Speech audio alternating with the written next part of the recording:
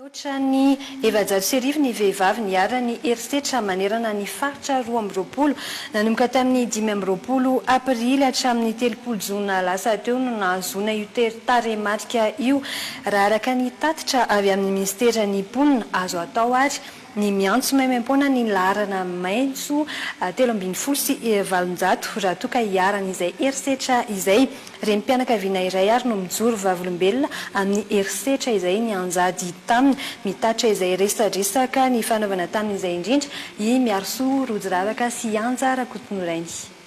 Teo amin'ny fahadimy volana nitondrany voka no nandao ity vehivavy tiany olon-tiany rehefa leo ny disadisa teo amin'ny ray aman-drenin'izy roa tonta noho ny tsy fitovian'ny finoana.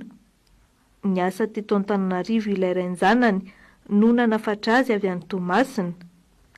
Rehefa tonga teto Nefizy tsy tira lehilahy. Alefa nofrehako nalefa niany fa rehefa tonga taty zany dia tsisy nitsenanahy izy.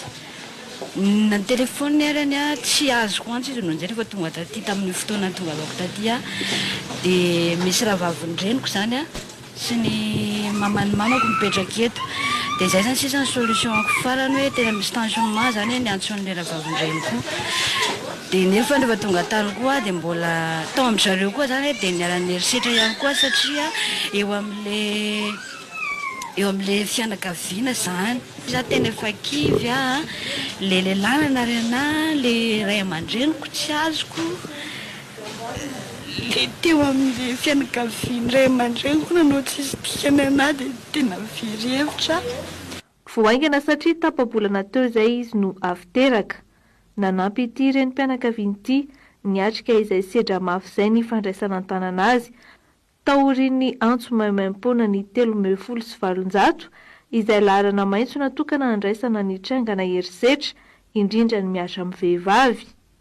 Nanomboka tamin'ny 5 aprily hatramin'ny farany volana jona teo mahery ny 700 ny vehivavy fantatra fa niara-ny herisetra manerana ny faritra 12. Raha 15 ny fitarainana voaray teo anelanelany 15 hatramin'ny 30 aprily.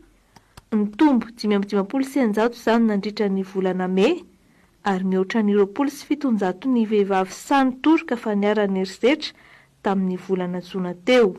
Ho antsika indrindra anatin'izao fihoboana zao dia maro niara-ny herisetra fa tsy samy teny tratran'ilay hoe fanakamalelo. Efa nilaozan'ny toetrandro zany fanakamalelo zany tovy zany ny zony lahy sy ny vavy dia tokony samy teny ny vehivavy raha ohatra ka sanatria mbola misy niara-ny herisetra indrindra anatin'ny fihoboana zao moa zany dia maro ny tsy fampiana sy ny fahasorenana eny anivon'ny tokantrano dia mahatonga n'ilay vonomomoka fotsiny amin'ny tsisy antony na amin'ny misy antony amin'ilay tsy fahampiana.